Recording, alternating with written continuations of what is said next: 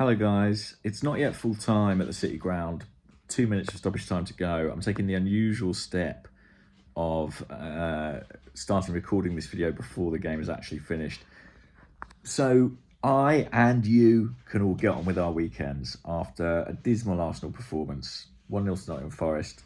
I'm that confident that we're not going to score. In fact, I think we could play another 90 minutes and I don't think we'd score playing like this. Arsenal have been many things this season. They've been brilliant for long periods. One thing they have been, even when they've been less good, has been pretty entertaining. The most damning thing I can say about this game, and the thing I feel most strongly, is incredibly boring. Not if you're a Forest fan, they've got the anxiety, the stress of their relegation fight. They've got the joy of survival. But from an Arsenal perspective, it's just so dry, so little to take your eye, to find interesting. I feared for us going into the game, because our season is effectively over, we can only really realistically finish second. Forest have everything to play for, and our race is run. And I thought, to be honest, that would result in kind of an end-to-end encounter where we'd be under pressure and having to do a lot of defending. That isn't what happened. Forest scored and sat off, and we had all the ball. And that's where we come back to that B word, boring. We couldn't do anything with it. Really, really disappointing. You know, in the first half, Arteta tried something, put Partey in at right back. Didn't work. We were very lopsided. You know, Granit Xhaka and Leo Trossard are good players, but we never saw them because we never went up the left flank. You thought we can't be that bad again second half. I think arguably we were worse, more sloppy. The goal came from a concession of possession. Martin Odegaard again caught out with that infield pass. How many times have we seen that this season? I can think of at least 3 examples where a pass infield from Odegaard's been intercepted. The opposition have run through and scored, created a goal. We didn't really have a notable chance in the game. In fact, probably the better chances came for Forest with a couple of counter-attacks.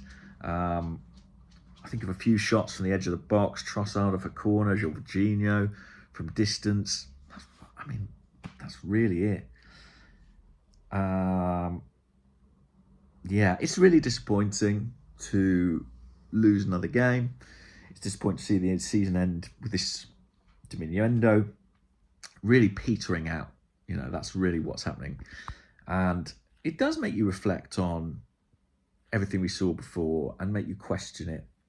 You know, we've spent much of the season wondering if we're kind of the successors to Jurgen Klopp's Liverpool, you know, a team with the capability to rival Man City.